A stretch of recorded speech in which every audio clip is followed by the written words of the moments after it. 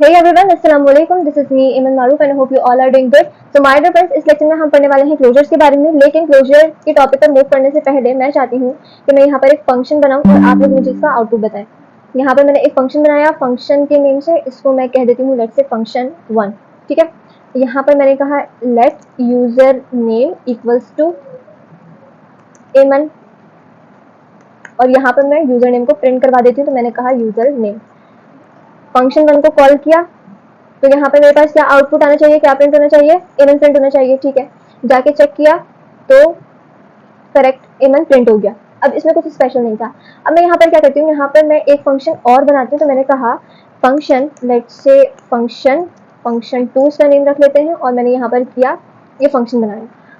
और मैं यहाँ पर चाहूंगी कि मैं यहाँ पे जो मैंने console.log लिखा है मैं इसको यहाँ से हटाकर अपने इस फंक्शन 2 में डाल दूँ और फिर यहाँ फंक्शन 2 को कॉल कर दूँ। तो अब आप लोग मुझे बताएं कि यहाँ पर फंक्शन 2 में मैंने क्या किया है, यूजर नेम जो मैंने यहाँ पर फंक्शन 1 में डिफाइन किया है, यूजर नेम डिक्लेयर किया है यूजर नेम, तो क्या ये फंक्शन 2 में प्रिंट करवाने से प्रिंट होगा? यानी फंक्शन 2 को मैंने कॉल किया तो क्या ये प्रिंट होना चाहिए? तो आप बोलेंगे नहीं प्रिंट होना चाहिए, तो यहाँ पर एरर आ गया, user name is not defined. ठीक है, बिल्कुल ऐसे होना चाहिए था, क्योंकि वो फंक्शन 1 में मैंने यूजर नेम डिक्लेयर किया फंक्शन 1 में, प्रिंट मैं करवा रही हूँ फंक्शन 2 में, ये एक अलग स्कोप है और ये एक अलग स्कोप है, तो ये नहीं प्रिंट होगा, ऑब्वियसली एरर आ जाएगा, क्योंकि फंक्शन 2 को पता ही नहीं है कि यूजर नेम कहाँ से आ रहे हैं, फंक्शन 2 को ये बात नहीं पता।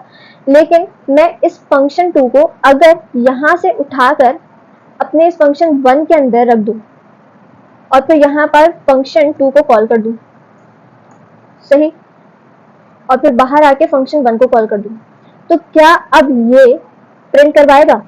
यहाँ पर मैं फॉर्मेट डॉक्यूमेंट कर देती हूँ, ठीक है। अच्छा, अभी भी देखो फंक्शन 1 है मेरे पास, फंक्शन 1 में मैंने एक यूजर नेम डिक्लेयर किया है इमन, जिसके मैंने अंदर वैल्यू रख दी। उसके बाद फंक्शन 1 के अंदर ही मैंने एक फंक्शन 2 बनाया है, और फंक्शन 2 में मैं इस यूजर नेम को प्रिंट करवा रही हूँ, ठीक है, फंक्शन 2 में।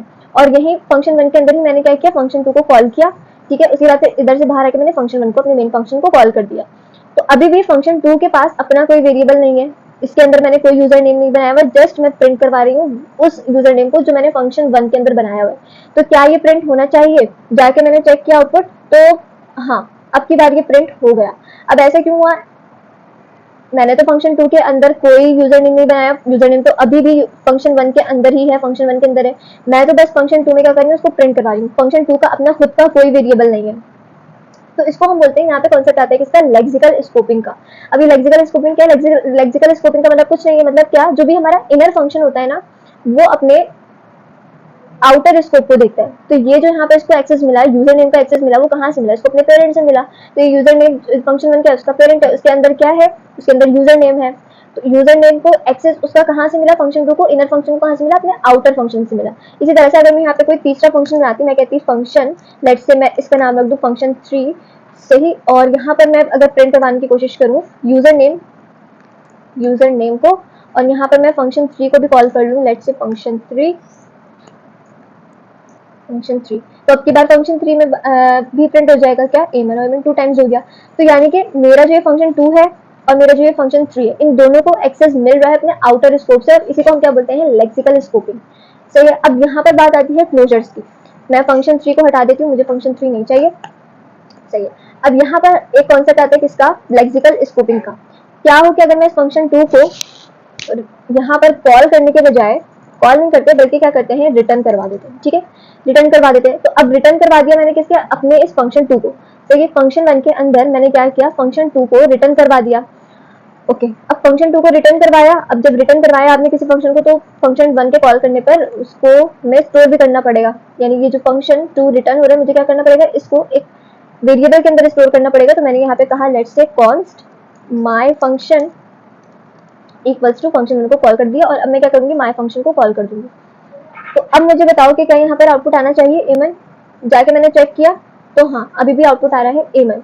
अब लॉजिकली देखा जाए तो यहाँ पर मैंने फंक्शन 1 को कॉल किया, फंक्शन 1 को कॉल करके क्या होगा, यूजर नेम बना, ठीक है, फंक्शन कॉल हुआ, यूजर नेम खत्म। तो इसको लॉजिकली दिस स्टूडेंट वर्क, लेकिन ये अभी भी काम कर रहा है। फंक्शन 1 को खत्म हो जाना चाहिए था, लेकिन फंक्शन 1 में जो ये वेरिएबल है, ये अभी भी एक्सेस कर रहा है। क्यों?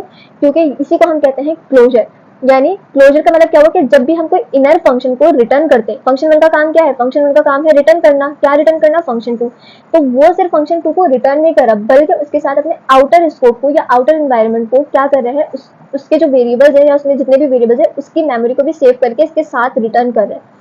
ठीक है, तो इसी को हम क्या कहते हैं, क्लोजर कहते हैं। तो क्लोजर का क्या मतलब हुआ, जब भी हम कोई इनर फंक्शन को रिटर्न करते हैं तो सिर्फ इनर फंक्शन रिटर्न नहीं हो रहा होता बल्कि उसके साथ उसका आउटर स्कोप भी पूरा का पूरा उसके साथ जाता है। तो इसीलिए यहाँ पे जब मैंने अपने इस काम को जो रिटर्न हुआ था उसको एक वेरिएबल में स्टोर हुआ तो सिर्फ फंक्शन स्टोर नहीं हुआ बल्कि उसके साथ उसका पूरा आउटर एनवायरनमेंट रिटर्न हुआ। तो इसलिए यहाँ पे जो यूजर नेम है ये मेरे पास क्या हुआ, प्रिंट हो गया ईमेल।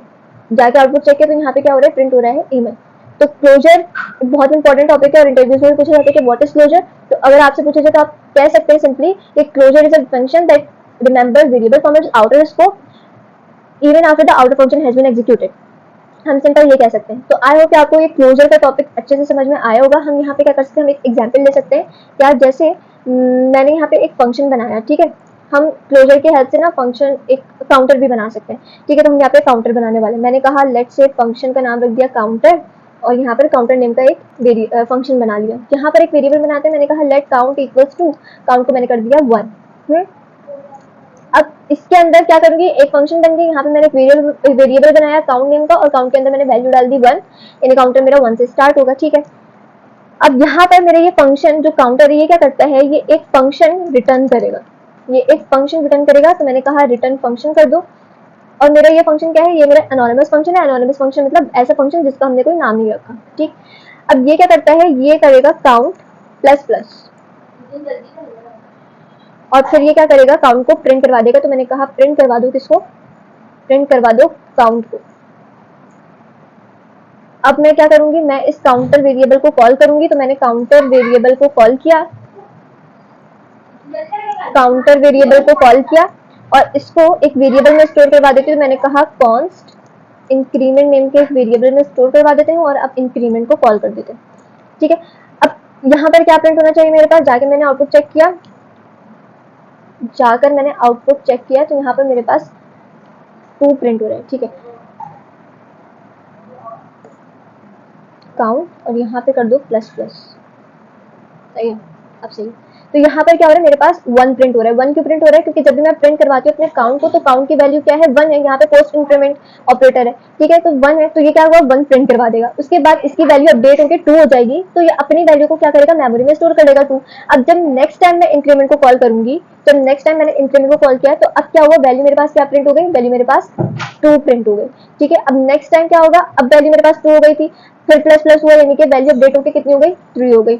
अब वैल्यू 3 स्टोर है मेमोरी में। ठीक है, अब की बार मैंने दोबारा इंक्रीमेंट नेम के वेरिएबल को कॉल किया तो अब की बार मेरे पास क्या प्रिंट हुआ, 3 प्रिंट हुआ। अब वैल्यू 4 हो चुकी है, मेमोरी में 4 स्टोर है। तो अब की बार मैं इंक्रीमेंट को कॉल करूंगी तो यहाँ पर क्या प्रिंट होगा, यहाँ पर 4 प्रिंट होगा, तो यहाँ पर 4 प्रिंट हो गया।